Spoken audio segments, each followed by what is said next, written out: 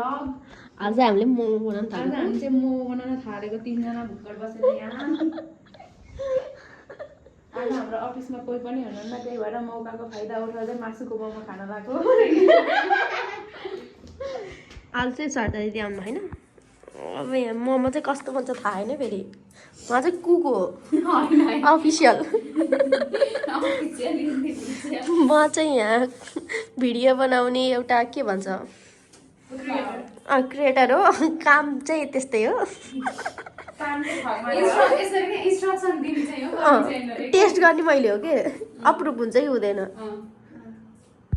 चटनी बनाउने कार्यक्रम सुरु हुँदैछ।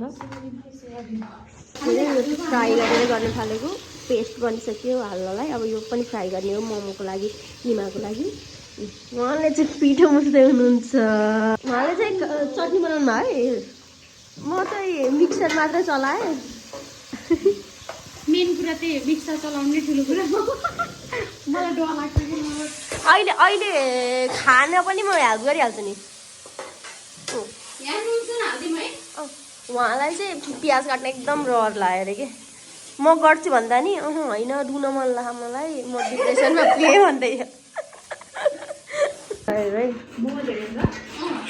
जति भए नि हुन्छ।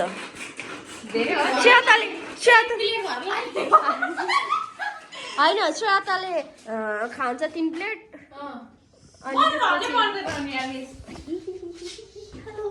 श्रेयाले 3 प्लेट दिपले 4 प्लेट खाने हो यार। कस्तो 3 प्लेट भन्यो र मनमा मिसले 2 प्लेट ओके ल ड्राई मोमो चाहिँ बेस्ट हुन्छ के 2 प्लेट खान्छ। खाने त अरू चाहिँ थाहा भएन। अरू चाहिँ भइसक्यो क्या यहाँ अचारको लागि पनि रेडी भइसक्यो। प्लिज इग्नोर आवर मेस है। अहिले सरदा दिदीले हामीलाई सियर गाली गर्नुहुन्छ। एकदम मेसी छ सरी फर दैट।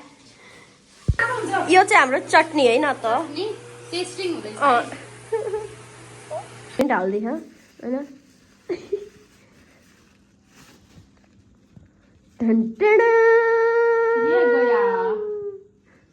त्यही बेलै हुनुहुन्छ यहाँ। अब यहाँ बन्दैछ। हाम्रो कला चाहिँ अलिअलि प्रस्तुत हुँदैछ होइन।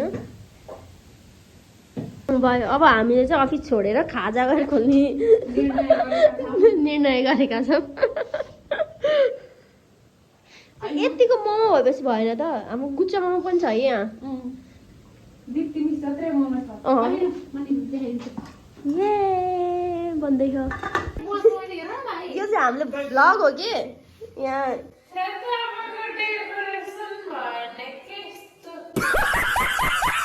सबले डेकोरेसन गरे अरे। इएचएम को स्टुडेन्ट जस्तै गरेर डेकोरेसन गर्दै छ।